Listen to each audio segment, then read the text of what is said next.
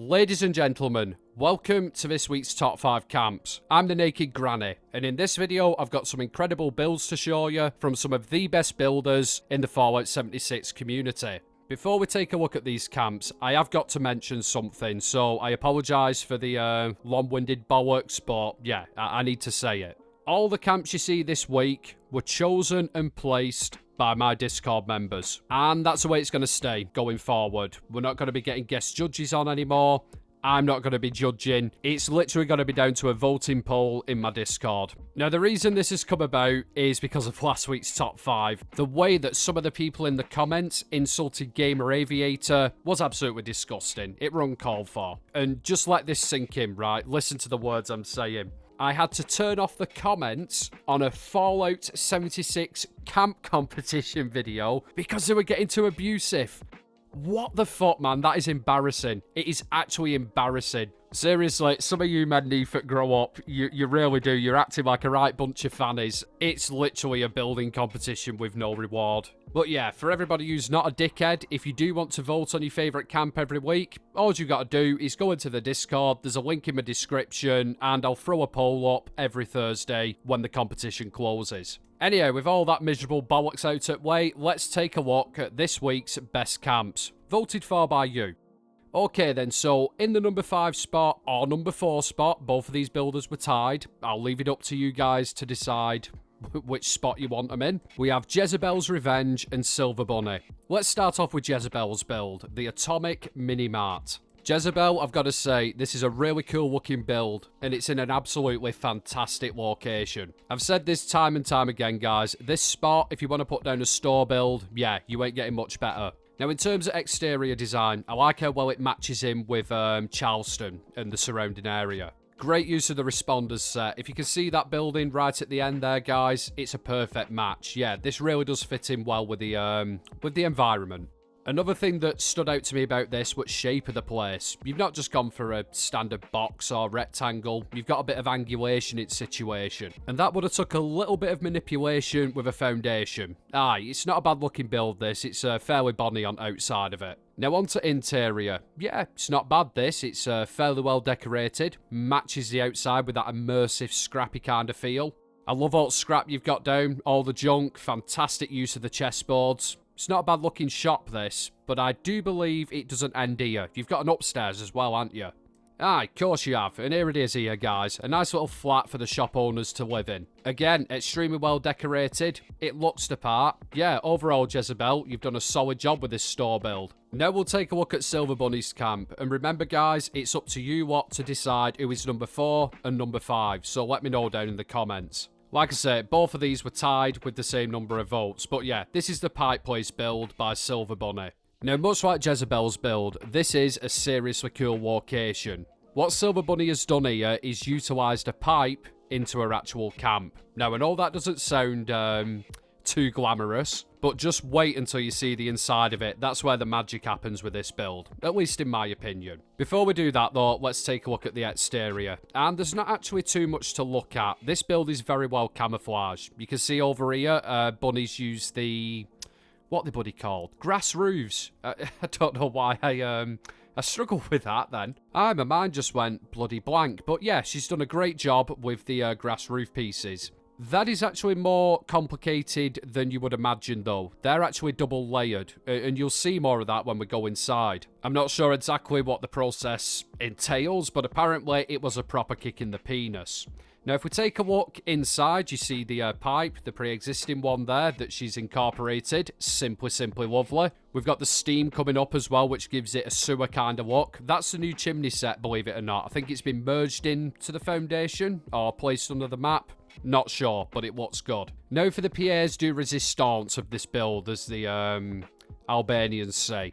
This interior. Guys, just look at the levels of detail and take a look at them double roofs as well. Can you see what I'm on about there? Aye, I think you get the gist of it, don't you? But yeah, overall, this whole entire build is really cool. It's in an awesome location. The outside, yeah, pretty decent, but for me, it's that interior that snatched it. Silver Bunny, Jezebel's Revenge, thank you both for entering this week, and congratulations on either the number 4 spot or number 5 spot, depending on what you get. Like I say, ladies and gents, let me know your choices down in the comments.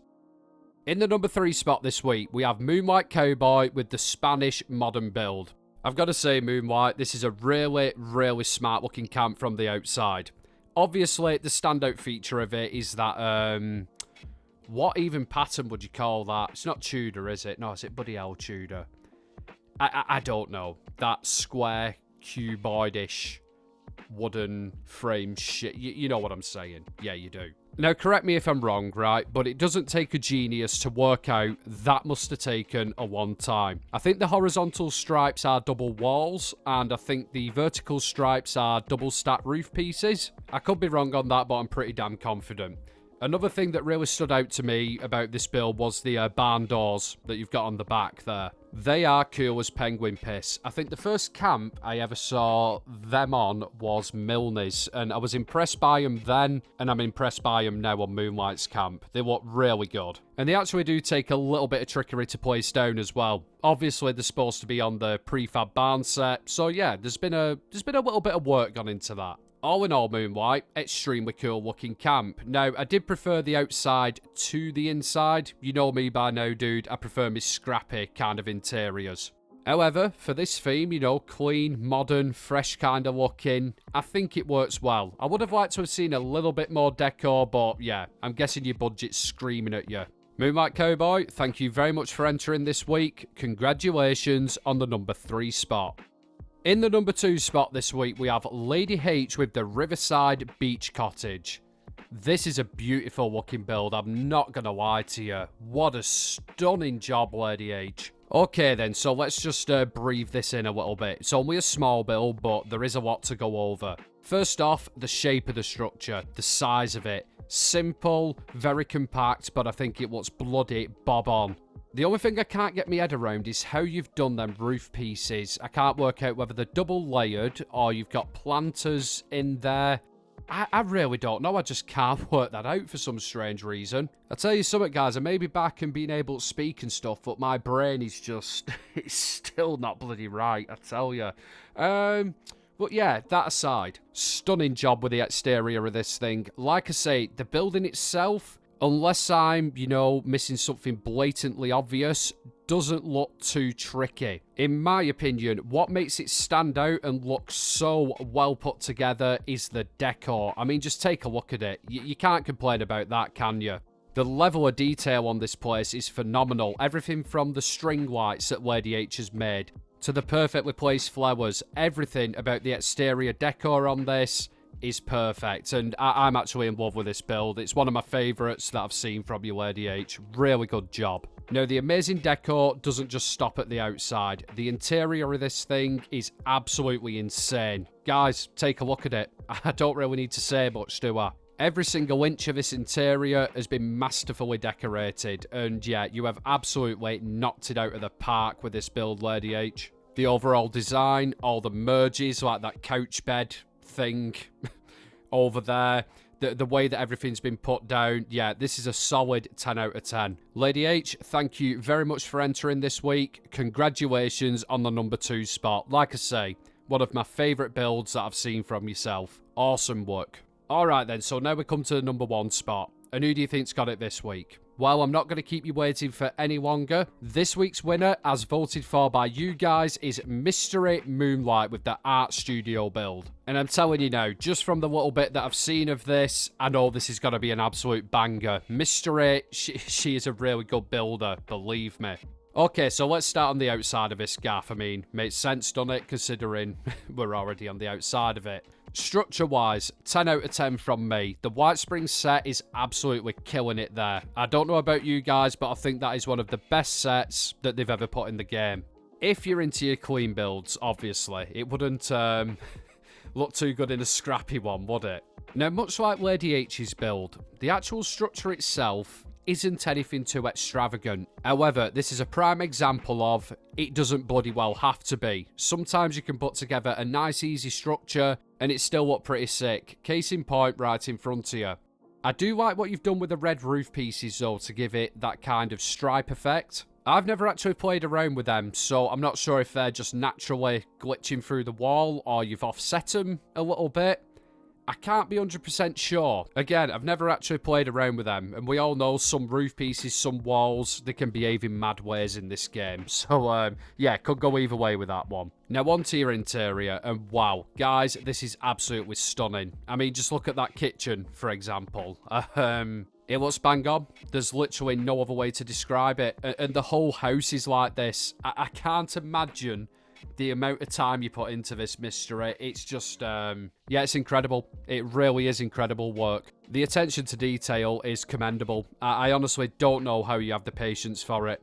Mystery, thank you very much for entering this week. Congratulations on the #1 spot. More than well deserved. And that, ladies and gents, wraps up the top 5. However, we're not finished just yet. We do have 2 honourable mentions to look at. So let's kick it off with this build by TaylorMade Wasteland, the Ponderosa Island Camp. This thing took 6 years to build. I shit you not, 6 years. TaylorMade destroys so many controllers by launching them at the wall in a rage that he actually had to start building this a year before the game came out. True story, ask him if you don't believe me. Now, all bullshit aside though, this is actually a really cool camp. Obviously, it's of the lore-friendly variety.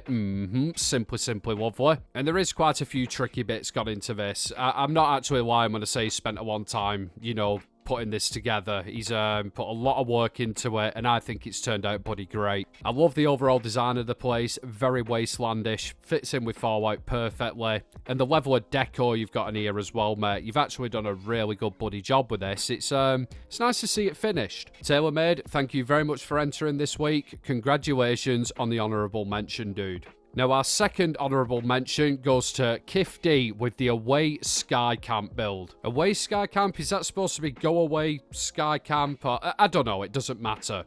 What I do know is this is one awesome looking build in a really tricky location. Like, seriously, mate, kudos to you for building around one of these monorail towers. It is a kick in the dick. I've tried it once myself, never again. Not got the patience. Anyway, yeah, much like TaylorMade's camp, this fits in with the wasteland perfectly. This is something you could imagine seeing in this kind of environment. It's high up in the air for safety, it's built out of general shit that's been found in the wasteland. Yeah, this is a Fallout build, this, 100%. Kif, I think this build's awesome. Everything from the appearance to the way you've decorated it and just how well it fits on that monorail tower. Aye, this is a really solid build, this, pal. Fair play to you for pulling it off. Not an easy place to build. And yeah, that wraps up this video, guys. Thank you to everyone who entered. It's much appreciated. Your builds were all phenomenal. If any of you watching want to get involved with the competition yourselves, or you want to just vote on the builds, then please feel free to join the Discord. There's a link down in the description. And again, a massive thank you to everybody who entered and for everybody in the Discord who voted. It's much appreciated. As ever, I'd like to say a massive thank you to all my channel members and Patreons. The extra support is much appreciated. Anyhow, as we say it north, I'll love you and leave you, and I'll catch you next one. Have fun, everybody.